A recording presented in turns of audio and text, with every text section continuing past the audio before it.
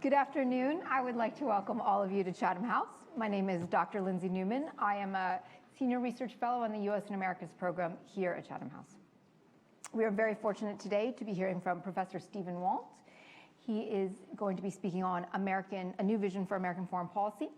Professor Walt is the Robert and Renee Belfer Professor of International Affairs at the Harvard Kennedy School. He's also the author of numerous books on foreign policy, including his latest, The Hell of Good Intentions, America's Foreign Policy Elite, and the Decline of U.S. Primacy. The text surveys liberal hegemony under three recent U.S. administrations, that of President Bill Clinton, President George W. Bush, and President Barack Obama. And it also takes a stab at assessing U.S. foreign policy under current President Donald Trump, which is as timely as ever. Before I turn it over to Professor Walt, a couple of small procedural points. Professor Walt will be speaking, after which he and I will have brief questions, and then I will turn it over to all of you for Q&A. This event is on the record, so please feel free to tweet about it using the hashtag #CHEvents. And finally, if you could please silence your phones for the duration. Thank you very much. And with that, over to you.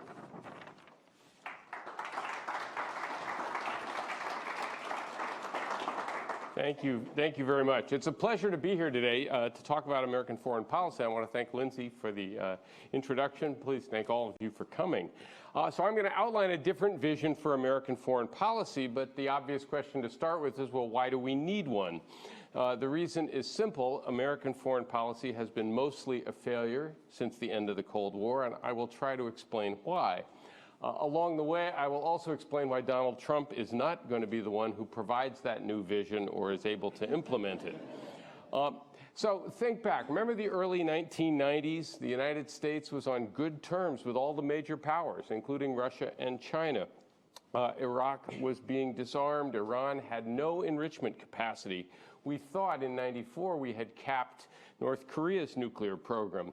Globalization is spreading rapidly with the formation of the World Trade Organization, the opening up of financial markets. NATO and the European Union were expanding. Democracy was spreading. The Oslo Accords gave us all hope for a lasting peace in the Middle East. The American military seemed unstoppable. The U.S. economy was doing remarkably well. The wind was at our back and life was good. Look at the world we live in today. China's power and ambitions have grown steadily for 25 years. Russia has seized Crimea, interfered in some other states. Relations with Moscow are now worse than at any time since the Cold War. Moscow and Beijing are increasingly aligned. Democracy is now in retreat. According to Freedom House, 2018 was the 13th consecutive year in which the level of global freedom declined. And in 2017, The Economist magazine, that notorious left-wing publication, downgraded the United States from a full democracy to the category of flawed democracy. North Korea, India, and Pakistan have all tested nuclear weapons. Iran has acquired the capacity to build one if it ever decides it wants to. Repeated American efforts to broker an Israeli-Palestinian peace were all humiliating failures, and the two-state solution is now farther away than ever. The United States was attacked on September 11th. We responded by invading Afghanistan and then Iraq. Both of these wars ended up being costly disasters that weakened our overall position, and the American military, though still very capable, no longer looks unstoppable. Indeed, much of the Middle East is now divided, and American interference helped create failed states in Libya and Yemen and Syria. So back in 2016, when Donald Trump called U.S. foreign policy a complete and total disaster and said the foreign policy establishment was out of touch and unaccountable, a lot of Americans nodded their heads and agreed with that assessment. The taproot of these failures, I argue in The Hell of Good Intentions, was our attempt to promote or create a truly global liberal order, a grand strategy that I and others have called liberal hegemony. It's liberal not in being left-wing, but because it seeks to promote those classic liberal values: democracy, markets, the rule of law, human rights. It's hegemony because it sees the United States as the indispensable power that is uniquely qualified to lead that process. When you think about it, this is a highly revisionist grand strategy. Instead of defending American territory, perhaps helping uphold the balance of power in some key regions, This strategy tries to change the political status quo around the world, peacefully if possible, but if necessary using force, and essentially remake the world in America's image.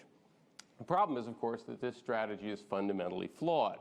For starters, it allows our allies to free ride and increases American defense requirements. Second, trying to spread these values threatens non-democratic regimes who begin to resist in various ways, as we've all seen. It assumed we knew how to create democracies in the wake of regime change, but toppling foreign governments led to failed states, more terrorists, and costly military occupations.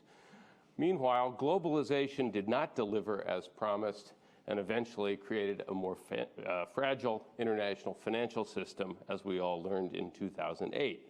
The bottom line here is that liberal hegemony was a failure under both Democratic and Republican presidents. So then the question is, well, why did we do this foolish thing, and why did we keep doing it in the face of repeated failures? Well, it's partly because the United States is, in fact, very powerful and very secure, and it can do a lot of dumb things for a long time without paying a big price. It's also because liberal values are hardwired into our political culture.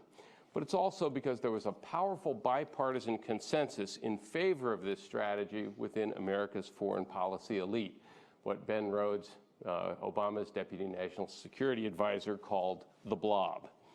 By this elite, I mean those who work in government, but also in the surrounding community of think tanks, lobbies, the media, and academia, all of them trying to influence what people in government are doing.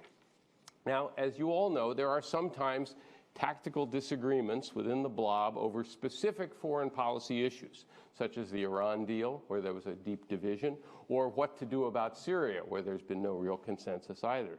But in Washington, voices supporting liberal hegemony, voices supporting the indispensable nature of American leadership, far outweigh the voices saying the United States might want to act with a bit more restraint. Why does our foreign policy elite like liberal hegemony so much? Well, partly because many of them sincerely believe in these principles, think it's good for the United States and good for the rest of the world. But trying to remake the world in America's image also increases their power and status, flatters their sense of self-worth, justifies a bigger budget, and gives them plenty to do. And in probably the snarkiest line in my book, I call liberal hegemony a full employment policy for the foreign policy elite. The American people, however, have a rather different view of this. On the one hand, they reject genuine isolationism. Very few Americans really want to return to Fortress America. But polls show growing support for a more restrained foreign policy, and this actually now goes back a number of years. And consider also that the last 4 presidents all ran for office promising to do less in world affairs. Bill Clinton's mantra was, "It's the economy, stupid." George W. Bush promised us a humble foreign policy and an end to nation building. Barack Obama ran on his opposition to the Iraq War and said we should do nation building at home. As I've already mentioned, Donald Trump issued a full-blown assault on what we've been doing. Now, again, because the United States is very powerful, can do a lot of dumb things for a long time, the American foreign policy elite is rarely held accountable for these mistakes. Consider that the people responsible for the Iraq War remain respected figures and eligible for top jobs. Until recently, John Bolton was our national security advisor. Elliott Abrams is now our special envoy for Venezuela. By contrast, those who challenge the consensus view usually get marginalized, even when they turn out to be right. And there's little evidence that our foreign policy elite has learned very much from the past 25 years. Of course, hawks like John Bolton or Secretary of State Pompeo are just repeating the same mistakes we've been making for the past 25 years. But if you read recent books or articles by people like Susan Rice, Jake Sullivan, or my friend and colleague Samantha Power, they're remarkably unrepentant about the policies they were following. In a sense, they still think American strategy of liberal hegemony is the right strategy. We just have to figure out a way to sell it better. Well, at this point, we say, wait a second, wasn't Donald Trump going to drain the swamp, challenge the blob, and make America great again? The answer is no, which is why the chapter on him in my book is called How Not to Fix Foreign Policy. Now, there's no question Trump has done a number of things differently, especially in terms of his personal style. His personal conduct, his interactions with other world leaders is unprecedented. We've never seen a president like this. He has clearly shifted U.S. policy, especially on trade, in some fundamental ways. But just as with the transition from Bush to Obama, a lot is still the same. The trade wars have produced only modest changes so far. The new trade agreements he negotiates turn out to be very similar to the old trade arrangements. The American commitment to NATO remains intact, and the burden-sharing issue, which is his principal complaint, of course, goes all the way back to Dwight D. Eisenhower. There's nothing new about that. The United States has the same commitments in the Middle East. If anything, he has just doubled down on them. And hostility to Iran is not a novel policy initiative on the part of the Trump administration. Moreover, he has redeployed our forces in Syria, but he's not actually reduced the force levels throughout the Middle East. In fact, he has sent troops now to Saudi Arabia. Indeed, just like Barack Obama, he also sent more troops to Afghanistan in his first year as president. He criticizes China and Iran for their human rights abuses, but not our allies, especially in the Middle East. That's just like his predecessors. Russia is still facing sanctions over Ukraine. China is still seen as our primary peer competitor, and the United States continues to spend more on defense than the next 7 or 8 countries combined. Bottom line here is that changes in presidential style are greater than changes in foreign policy substance. And in my view, we now have the worst of both worlds, an overly ambitious foreign policy, but with an incompetent skipper at the helm of the ship of state. For example, if you wanted to confront China on trade, why leave the Trans-Pacific Partnership? And why would you simultaneously pick fights with all of your other major trading partners? Not the best way to put multilateral pressure on China. If you wanted to address Iran's regional behavior, why not stay in the Joint and Comprehensive Plan of Action and bring multilateral pressure to bear? Instead, of course, Trump tried to get Iran to cave through the policy of maximum pressure. Iran called his bluff by restarting parts of its nuclear program and attacking American allies, and Trump ends up backing down. Finally, it makes sense to reduce the American presence in the Middle East, but Trump did so in a way that managed to betray the Kurds, alarm our allies, and worsen relations with Turkey all simultaneously. That's not easy to do, but he managed. So let me briefly outline what I think would be a better way. Instead of liberal hegemony, the United States should return to a strategy, again, that some of us have called offshore balancing. Now, this strategy should be very easy for Britons to grasp because it was essentially the same strategy Britain followed as a great power. And the core logic is pretty simple. It recognizes that the United States is a remarkably secure country, the world's largest economy, technically sophisticated, very powerful conventional military, thousands of nuclear weapons, and still isolated from other parts of the world by these 2 enormous oceans, which don't matter for every danger, but they do matter for lots of them.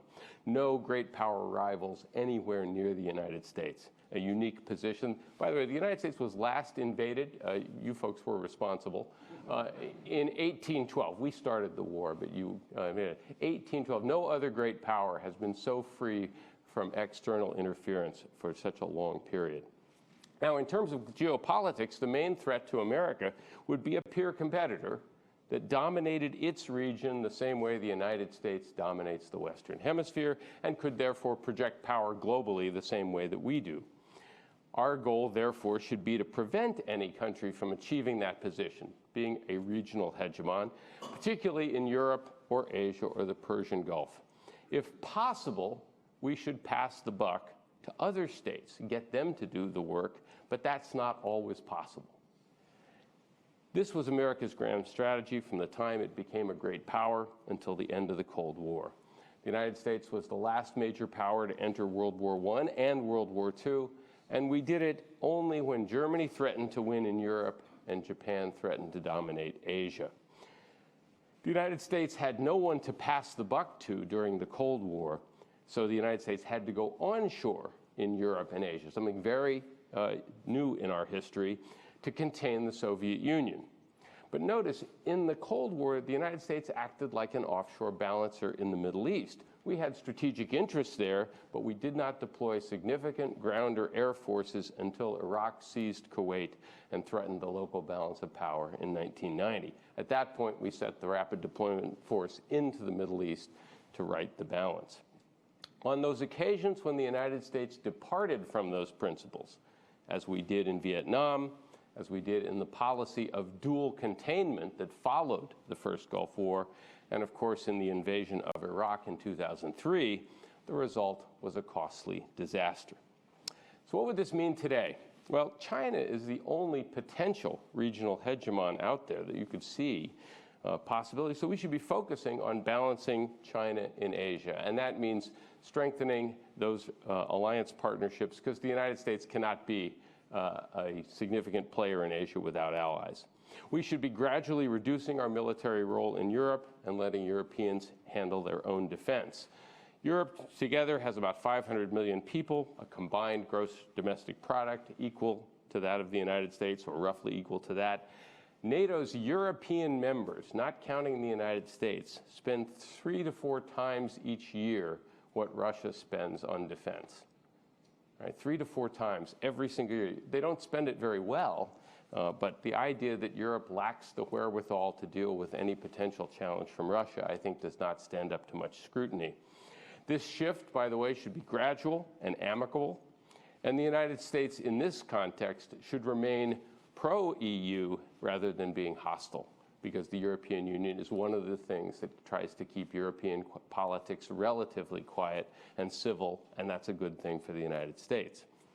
The United States should also reduce its military presence in the Middle East, go back to essentially an offshore balancing approach, and have normal relations with all countries there, including Iran, instead of special relations with some countries and no relationship with others.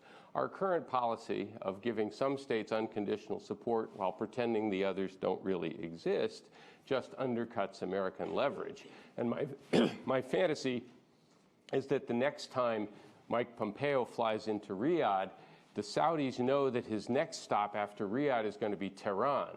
And the Iranians know that his next stop after Iran is going to be Tel Aviv and then maybe Ankara.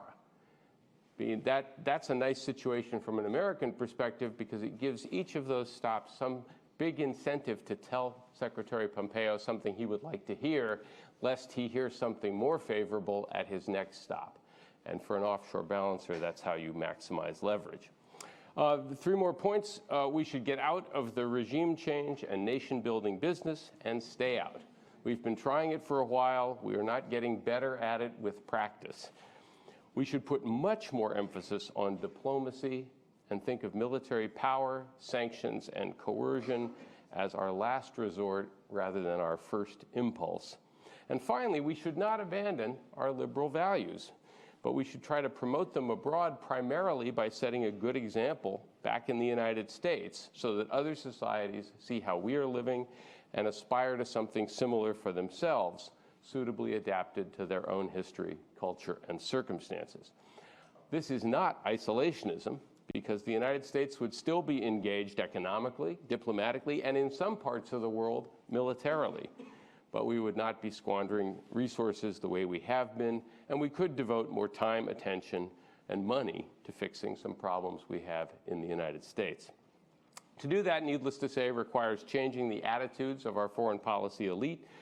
We need a broader debate about alternatives. We'll probably need some institutions and think tanks will bring those ideas to fruition. There's some movement in that direction, as some of you may know.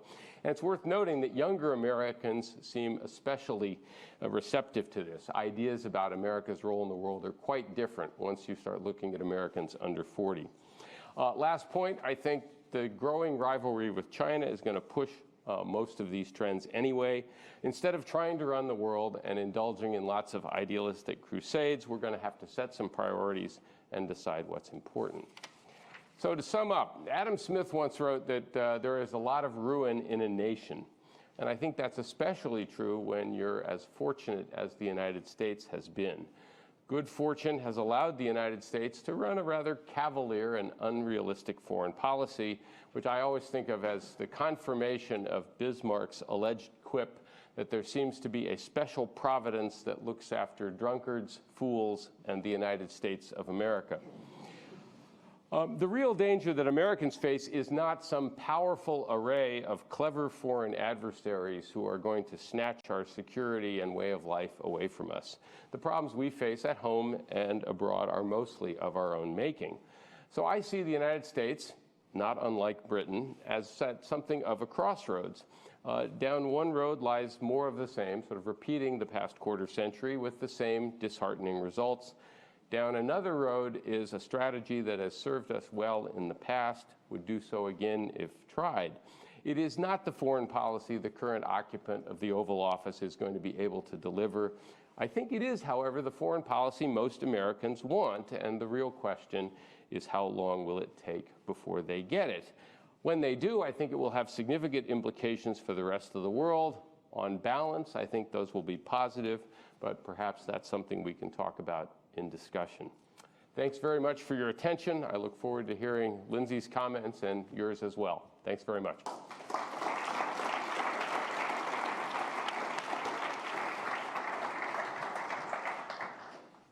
Thank you so much for that. I think what I'm most struck by from, and you sort of touched on it towards the end, is offshore balancing requires sort of diplomatic vision and a core institutions of diplomacy that right now in the US at least has been quite eroded. And I wonder if you can, you've written about this some, but sort of tell us how you see being able to build up the diplomatic institutions again. I mean, certainly we've seen tons of flight from the State Department. It'd be great if Pompeo could go door to door and have real teeth in each one of those conversations. But where do you see things standing on the diplomatic side, and how can we go forward with that? So your premise is exactly right. The kind of strategy I'm laying out does require the United States to have actually a rather sophisticated diplomatic operation. You have to be on cordial terms with much of the world. You have to be aware of what's happening in the world. You have to know what power trends are occurring in different places. So you can't do that without a sophisticated intelligence services and without, I think, a very well-funded, well-trained professional diplomatic corps. That has been eroding for quite some time, and it didn't begin with Donald Trump, right? The United States, in part because it has been so powerful, in my view, has never fully appreciated the value that diplomacy plays. The idea that most problems in the world can be worked out without actually threatening people, without having to actively coerce them, without grabbing another country by the arm and twisting it until they say uncle. And I do talk about this at some level, at some point in my book, where I say that, basically the American approach to most of its adversaries has been to tell them what we wanted them to do, and if they didn't do it, we'd start punishing them in one form or another. We would impose sanctions, and then we just keep ratcheting up the sanctions without realizing that in order to reach a deal, and especially in order to reach a deal that's likely to last, you're going to have to let the other side get at least some of what it wants to. That almost all of diplomacy involves working things out, and even if you get 80% of what you want, the other side has to get 20%. And a perfect illustration, by the way, is how we got to the joint and comprehensive agreement with Iran, where for roughly 12 years, the United States has said our policy, or our demand is that Iran abandon its nuclear enrichment program, full stop. And we will just keep imposing more sanctions on you until you give us everything we want. And it was only when the Obama administration said, no, in fact, we're willing to compromise slightly on that you were able to make any progress. And of course, they're immediately accused of having not gotten enough, of having appeased Iran, of having made a bad deal, because Americans do not fully understand that, again, the art of diplomacy is the art of the mutual resolution of differences in a ways that leads both parties better off. I don't think, again, Americans have fully appreciated that. This administration seems particularly contemptuous of that idea, and as a result, and for a variety of other reasons, you're seeing an exodus out of the the diplomatic services, which is going to leave us handicapped for quite some time. One final point is I also like to remind my students and some others occasionally that if you think back on American foreign policy, some of our biggest success stories were actually diplomatic achievements. Right? The Marshall Plan was a diplomatic endeavor. The formation of NATO was a diplomatic endeavor. The creation of the Bretton Woods economic institutions, which governed the capitalist world economy for many years, was a diplomatic achievement. The Egyptian-Israeli peace treaty, the peaceful end of the Cold War and reunification of Germany was accomplished not on a battlefield, it was accomplished across a negotiating table. So there's all sorts of things that were extraordinarily beneficial for us and for others that were done through diplomacy. And the next president, whoever that turns out to be, would be well served to be very serious about figuring out ways to try and rebuild some of that capacity as quickly as possible. I'm sure we'll receive a number of questions on China. But I wonder, as you disentangle,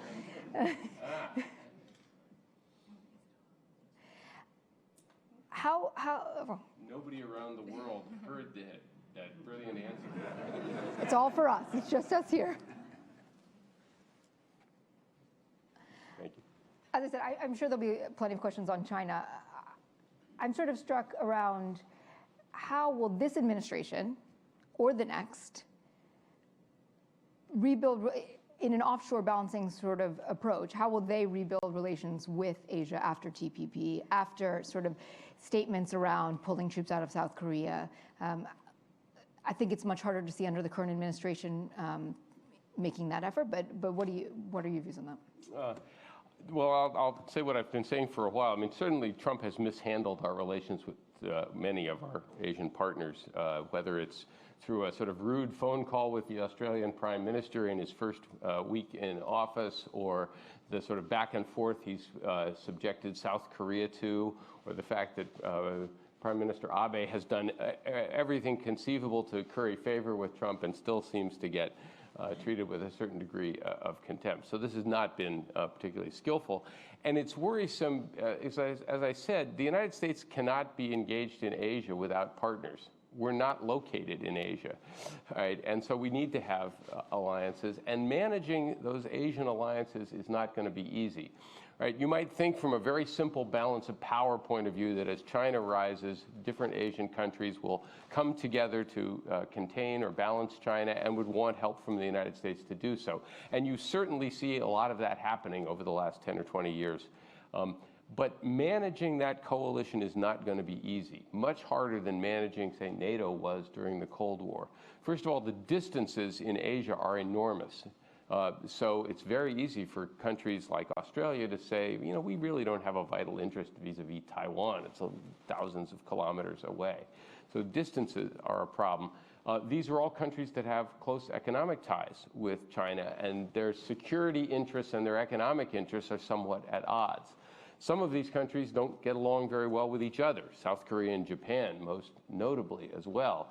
So if there's a place in the world where you really do need sophisticated and energetic alliance management and even alliance leadership, it's Asia in the context of a rising China. That's a role the United States actually should be able to play, but it requires, again, skilled diplomats who know the history, know the cultures, know the languages. It requires presidents and secretaries of state and other cabinet level officials who are willing to go to Asia with some frequency and behave properly when they're there. It requires the same level of attention that we have sometimes put to other areas, and I don't see us doing that right now. What do you say to those who think that the U.S. needs its own One Belt, One Road policy? I'm more sanguine about the potential strategic effects of One Belt, One Road. I don't see it as this great game changer, but to the extent that China is able to use its capacity to build infrastructure quickly as a way of making friends in various places, then it seems to me we should have parallel programs that play to some of our strengths as well. I don't think, again, that that's, you know, sort of having a rival initiative is the key. I think that it's pretty clear what our partners in Asia want from us, and I'm not sure it's all, you know, new railways, new ports, new roads and bridges. And one final one for me. I'd be remiss if I didn't ask about the special relationship. We're sitting here, obviously there's a lot of political flux in the United Kingdom, just as there is quite a bit going on at home in the US. What do you see as the way forward for that relationship, either under a Trump administration or under an alternative? It's a big question. What is your view? Yeah. I think the likelihood of any real animosity between the United States and the United Kingdom is vanishingly small. We're dependent on Masterpiece Theatre and other BBC productions, so we would do nothing to cut that off. And I understand your Prime Minister is absolutely convinced that the relationship is just going to be incredibly close as soon as Brexit happens. I think there you'll be disappointed. I think once Brexit happens, that the American attitude, certainly under President Trump, will be not to have special relations with Britain or anybody else in Europe. The reason the Trump administration doesn't like the European Union is a little different than why people here, why Brexiteers didn't like the European Union. The Trump administration doesn't like the European Union because it would like Europe to break up into constituent parts so that we can deal one-on-one with Belgium, with France, with Germany, with Norway, with Great Britain, right? Because we're a lot bigger, and that way we can get better deals. We can pressure you all. What somebody like Trump doesn't like is the idea of Europe coming to the United States and speaking with one voice, say on trade or other issues like that. So he would love to see you be the first to leave the European Union and have the whole thing fall apart. I don't think that's ultimately going to give Britain any real leverage, and it's certainly going to give Europe less leverage. I think that's short-sighted because, as I said, the European Union is one of the things that keeps European politics relatively boring, and boring European politics is good for the United States. When politics in Europe gets really exciting, as it did in 1914, the United States has a way of getting dragged in, getting involved in various ways. And one final point, when you think about it, the European Union has been almost perfect from an American perspective. It's just united enough to keep things quiet in Europe, and it's more efficient when we have to do trade arrangements to be able to talk to Brussels and not have to talk to every separate capital. Trump leaves out transaction costs when he thinks about this. But it's not so united as to be a third pole, a real rival, right? That's perfect from an American perspective. Again, one of the many ways in which our president does not understand international politics. And with that, I will turn it over to you. Please wait for the microphone to reach you, and once you have it, please say your name and your affiliation. Yes, right here in the middle, please. Yeah, thank you very much indeed. The name's Ewan Grant. I'm a Chatham House member. I'm now a consultant on transnational strategic crime, particularly with China and Russia, which is a different game to ordinary international crime. Two quick questions, both relating to the Blob. In relation to culture and understanding, and therefore more effectiveness, how many people in the American Blob have seen and learned the lessons of the film The Whistleblower, which is about wholly inappropriate persons sent abroad to Bosnia, representing the United States indirectly, not officially? Secondly, the European Blob, on geopolitics and strategy, how much does the continental European equivalent of the US Blob engage with its American counterpart? I've found the experiences that when defense and security issues are concerned, generally the Europeans, with the exception of France, are much, much less comfortable about discussing this. Thank you.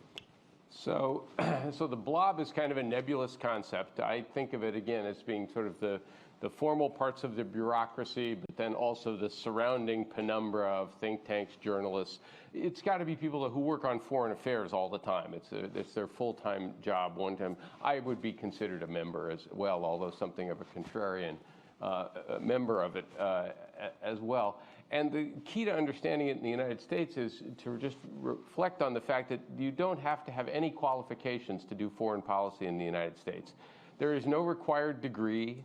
there's no license, there's no exam you have to. It's not like being a member of the bar where you have to take the bar exam, or being a doctor where you have to pass your medical boards. You literally don't have to have any qualifications at all. You need a license to sell real estate in the United States. You do not need a license to practice foreign policy. What you need to do is convince some other people who are already in the Blob that you're smart, knowledgeable, helpful, loyal, all of those things. It depends very much on connections and reputation, right? That's the kind of work it is. And that means there's a tremendous premium on conformity, staying within the consensus, figuring out what the sort of standard views are. That's the American Blob. I have not studied its European equivalent. I know it exists. You could argue it. I don't think it's as large. I don't think it's as unified. It's more present here in Britain. There are more places to talk about international affairs in London than there are as you wander into, Paris or Berlin or elsewhere. There are those counterparts. And I think there's a certain amount of contact. I mean, the fact that I'm sitting here now suggests that there's some connection to it. I'll be in Berlin in January. So, yeah, there's a conversation here. How much impact it now has on policy in either place, I think that the transatlantic partnership has been getting more and more fragile over time for sort of solid geopolitical reasons. And we see the connections between the intellectual communities on one side of the Atlantic and on my side of the Atlantic becoming somewhat more distant, although it still is something of a transnational elite that does talk to each other, reads each other's papers, connects up at various times. Thank you. Yes, right here in the third row. Yes.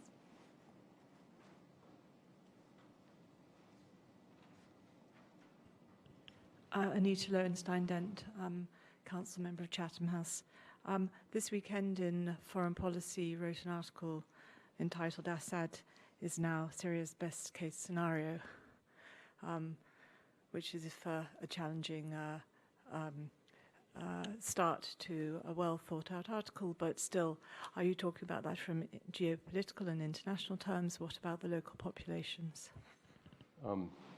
So the reference I wrote, just to unpack this slightly, I wrote an article which I knew was going to be controversial and which I wasn't very happy about writing, and I actually say it explicitly, that sometimes when I write my columns I enjoy them and I think I'm saying something either intelligent or useful that people may actually like. I knew this was going to be controversial, and I took no pleasure in writing it, but the basic point was to say that for a variety of reasons that didn't begin 2 weeks ago when Donald Trump made this bizarre decision to suddenly, without any consultation, without any advanced preparation, yank the American forces out of northern Syria, that we were now in a position where, in fact, the least bad outcome was for the Assad regime to regain full territorial control over Syria.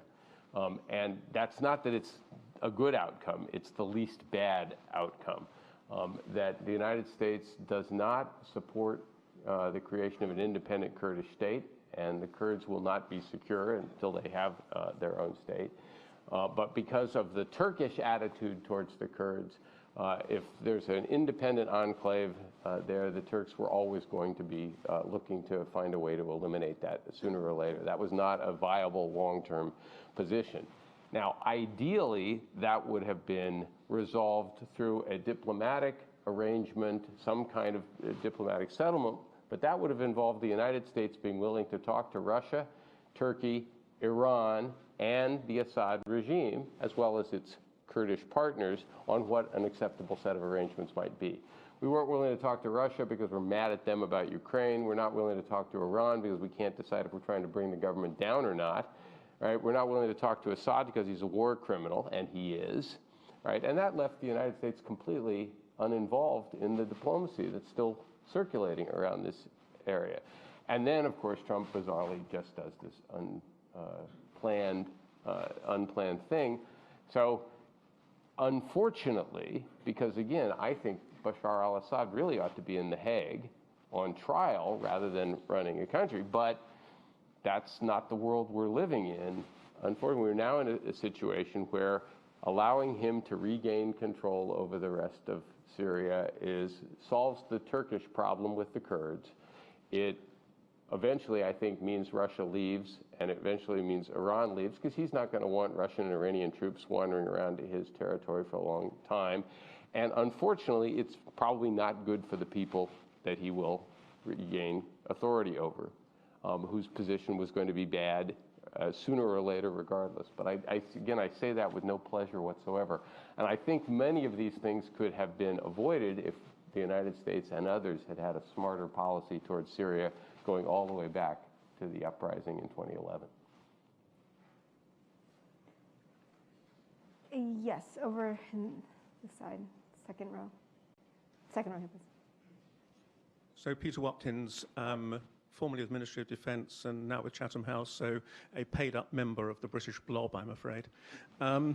So I wanted to ask about offshore balancing and, if you like, the mechanics of it. I mean, you say that, you know, the Brits should be familiar with it because it was British policy for a long time. You could also argue that it wasn't always spectacularly successful. If you look at, say, the run-up to the First World War and the Second World War, you know, there is a risk that other countries misread your intentions if you don't have enough skin in the game, and think, you know, in terms of troops on the ground and so on. So I wanted to ask, you know, how much is enough? I mean, pure offshore balancing, it seems to me, doesn't work with nothing. But you have to put something in. You have to put some skin in the game. So how much is enough in terms of actual assets and troops and so on in the areas of concern? That's exactly right. That you have to be sort of closely attuned to the balance of power in particular areas, and also sometimes the intentions of potential challengers. The level of commitment is, you know, has to be sort of calibrated by one's assessment of how dangerous you think the situation is.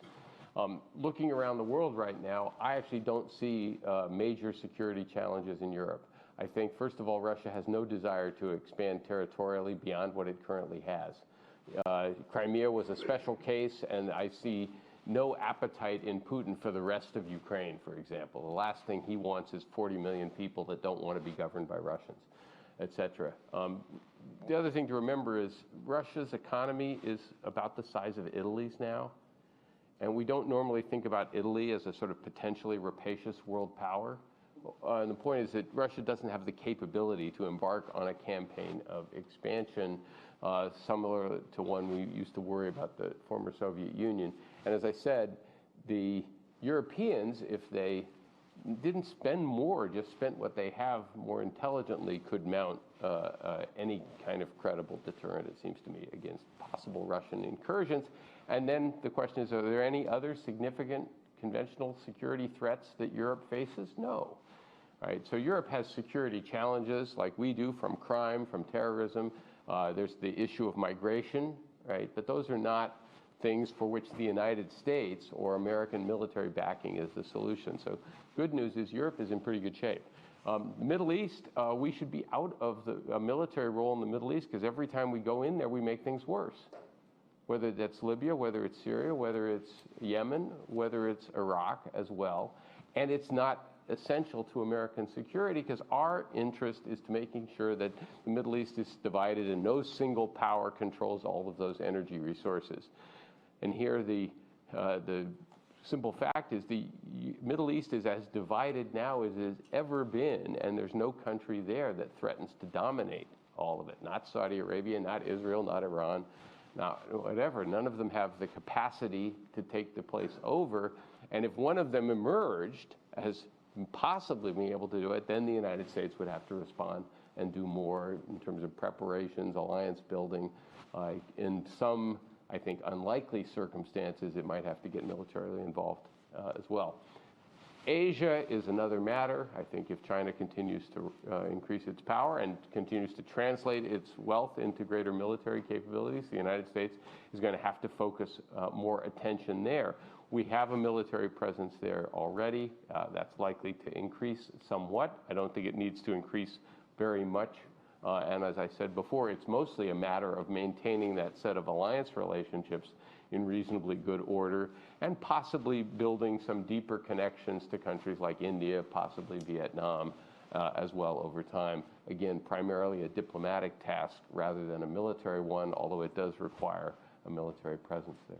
I just have a two-finger on this around cybersecurity, cyber attacks.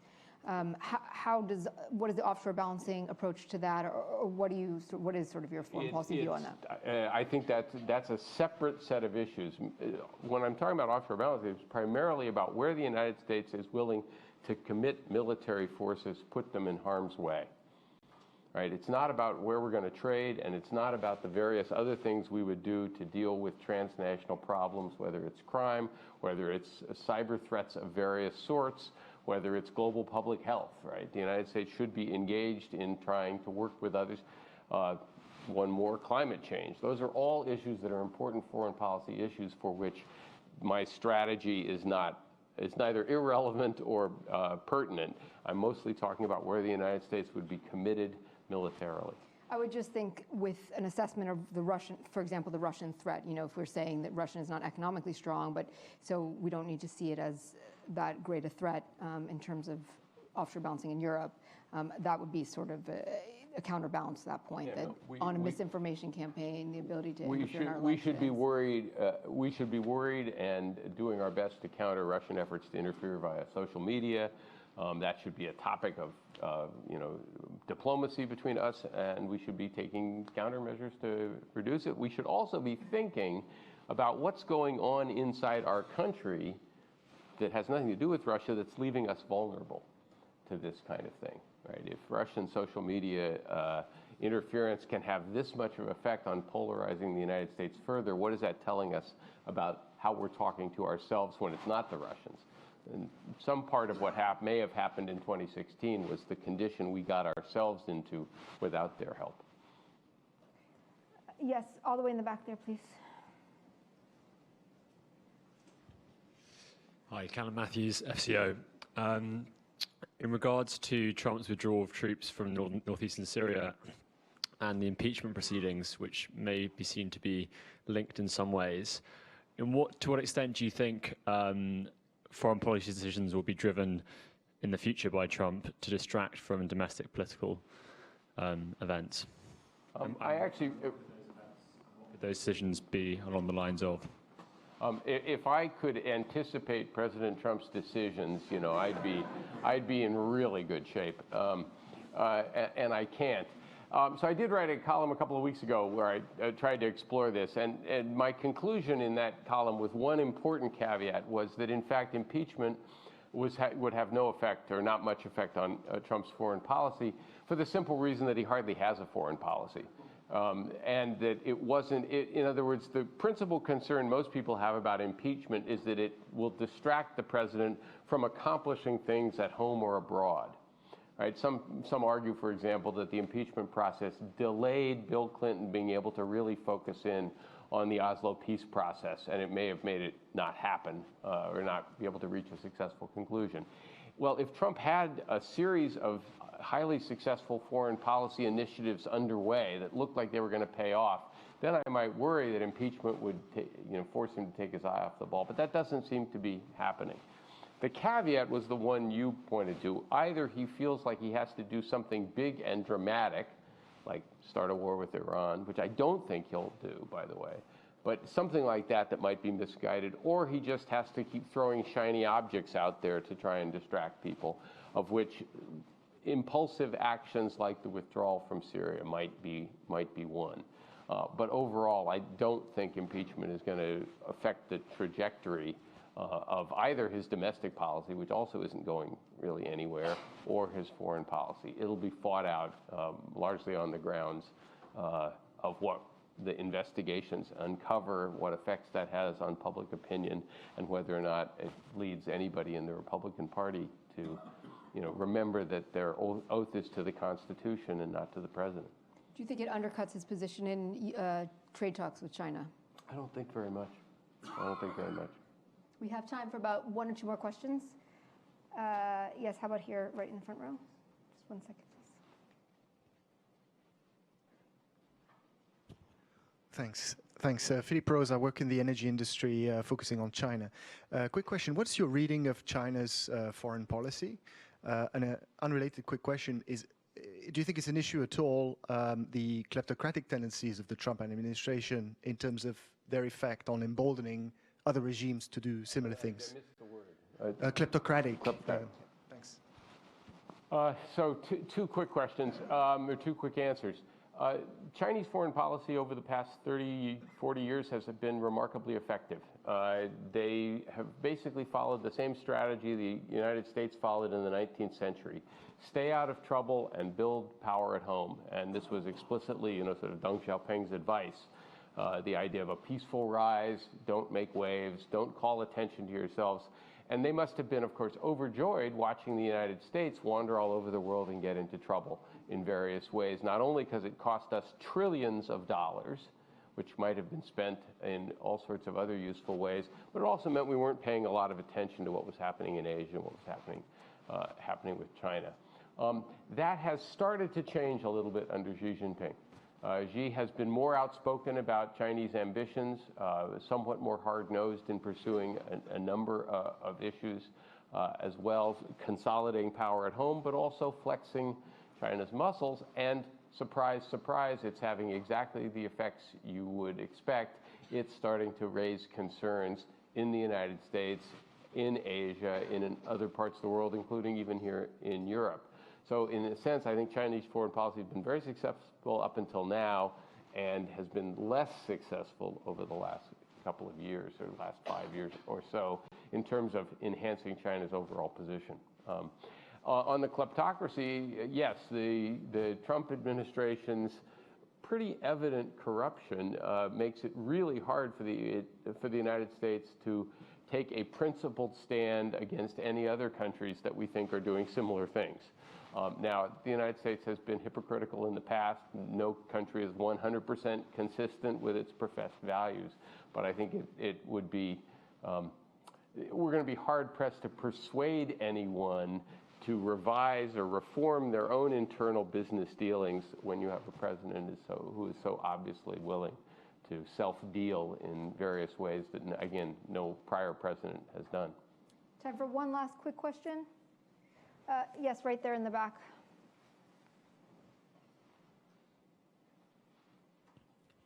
Thank you. I'm Michael, a joint degree student between LSE and Harvard.